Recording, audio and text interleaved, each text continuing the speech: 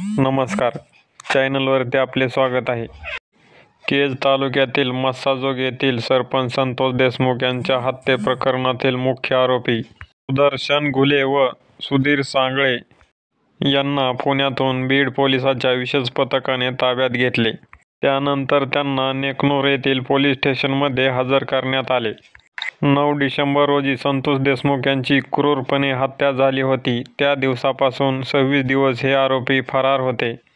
नेकनूर येथील पोलीस ठाण्यामध्ये CIDच्या विशेष पथकांकडून त्यांची कसून चौकशी करण्यात आली.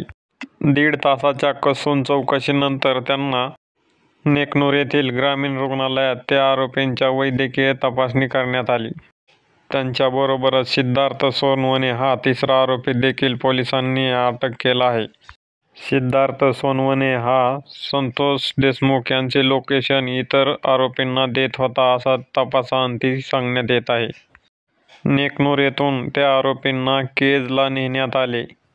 केज येथील उपजिल्हा रुग्णालयात त्यांची वैद्यकीय तपासणी करण्यात आली. त्यानंतर त्यांना पोलीस स्टेशन येथे नेऊन अटकेची कार्यवाही करण्यात आली. त्यानंतर त्यांना केज येथील न्यायालयासमोर हजर करण्यात आले.